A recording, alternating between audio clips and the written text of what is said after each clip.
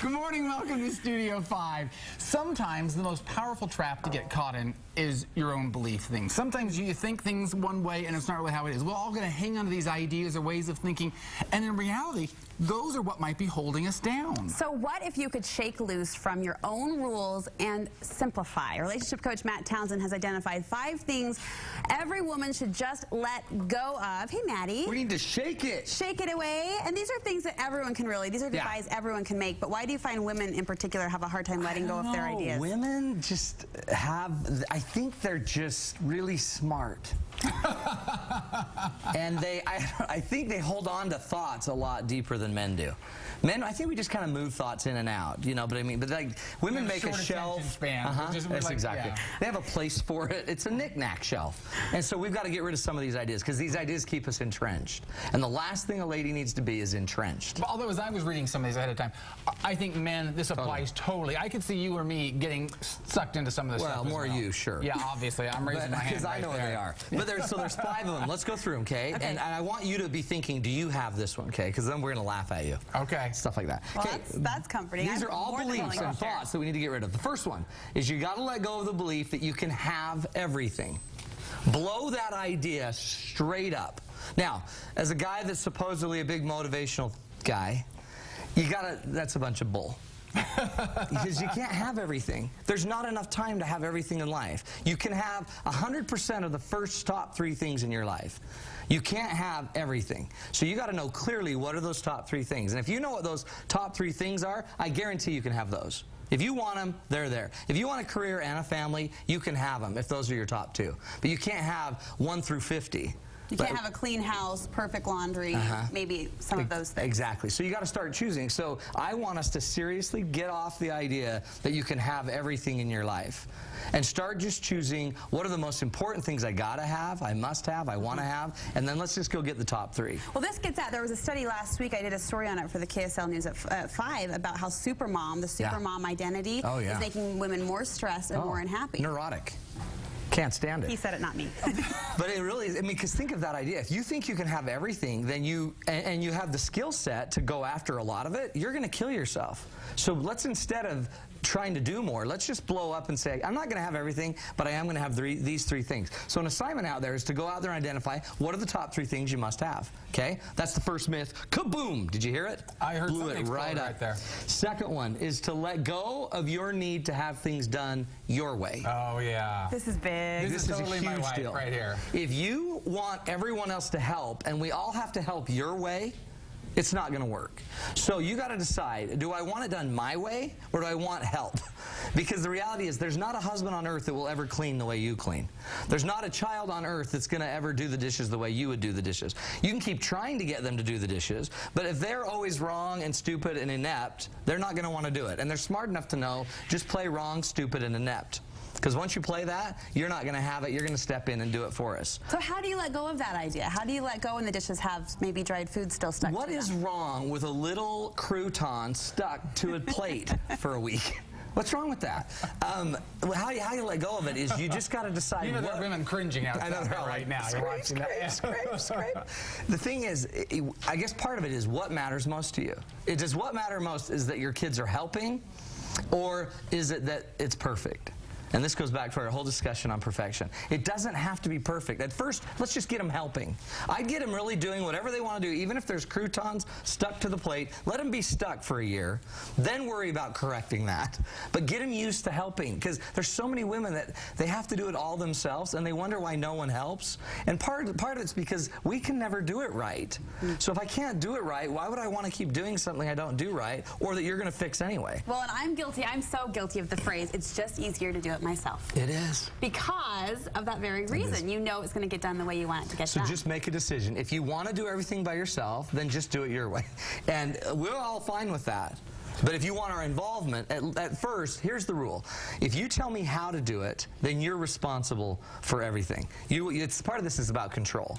So if you really want people to be part of it, then just tell us what you would like it to look like. Guys, when we do the dishes, I'd like it clean without croutons.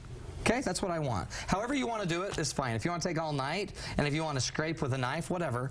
But this is all I want. Tell them the end that you want. You set the standard. But don't tell them the means. It has to be done this way. Right. You must do this and do it this way. So it goes back to the first three. If cleaning dishes without croutons is one of your top three things, then spend the extra time. But if it's not one of the top things you have to have, see, then it never is. Let it go. And let it go. And then, by the way, let it go enough so that they're doing it. And once they're doing it, we can correct them down the road. Right. But don't correct them for years. Okay? Okay, this next one is really good. Let go of the belief that others don't help because they don't care.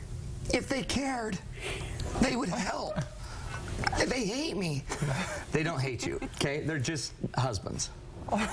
And they don't notice it. And honestly, they're not helping because they're okay with the junk. We're okay with the crouton stuck on the plate. Well, we'll eat around it. Hey, we were going to eat it last week. We can eat it this week. Yeah. It's the same crouton. It's dried bread. It's still dried It's a week dried later, bread. you know? So don't automatically assume we don't care, because the minute you start treating us like we don't care, that's why we don't help, that kind of hurts us. Like, really? You think we don't care?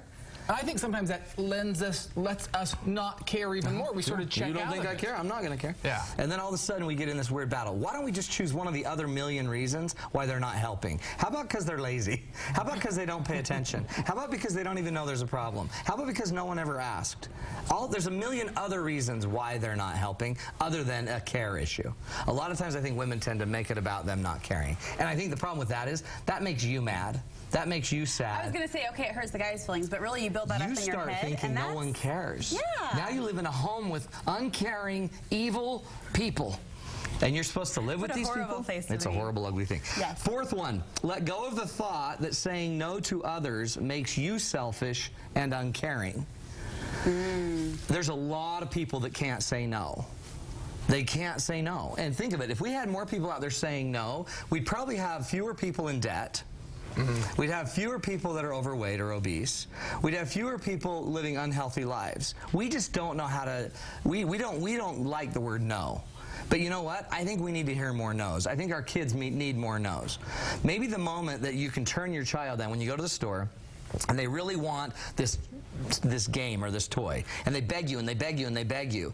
By not saying no to them because you don't want to be a bad mother, what you've done is you've lost an opportunity to teach them how to do something else, like how to earn it, how to grow it. So don't see no as an end. No isn't a negative. No is the beginning of how we're going to teach him another lesson. Okay, one more quick rule for us. Let go of the Joneses. Quit trying to keep up with the Joneses and everyone else out there that you're trying to keep up with. The Joneses are idiots. I don't know if you know them, but they're not worth following. And as a guy that sits there every day with people who are trying to keep up with people, everyone is in a deficit. Nobody has the everything. So if you keep trying to keep up with the Joneses, then it's usually, we don't want what the Joneses have usually, we just want more. It's not about just keeping up with them. We want to be with them and then have a little more. And the reality of it is the Joneses aren't worth following. Just keep up with your family. Keep up with your goals. Keep up with your top three. Make it about you guys, not everyone else. We just went boating with a bunch of people with boats, and every one of them spent more money than we did on this boating trip. And they all took home broken things that I broke. And the reality is, go home, Joneses. Take your toys, the things I broke, and I'm going to save money. Good Everyone advice. gets their own top three. By the way, heard a wild rumor you're giving away a date night or something? Yes. Okay, so here's the deal. If you go look me up on Facebook and become my friend and like me. He needs friends. We're doing drawings on my Facebook for free date nights. This date night coming up, it's like on the 14th or something. No, 23rd, is a date night about emotional intelligence. How do you grow your partner's relational skills? So if you have a partner that lacks skills, go to my Facebook page, do a little likey. All the people that like us, out of those, we're going to do drawings and start giving away date nights. Okay. Get on there. Thanks, kids. Love Very you. fun. Stopping in. Appreciate you. Okay, coming up on Studio 5, we're actually going to be talking about a topic that links into that idea. Date night, but on the teenage level. Oh. In fact, look at this. Did you see that? We just rolled in here. Ooh, a bun I truck. think I just got asked to homecoming, guys. By Jen. That's scary. Can I haul your buns to the homecoming dance? Romantic. Is that romantic? Does that get an A from the dating coach?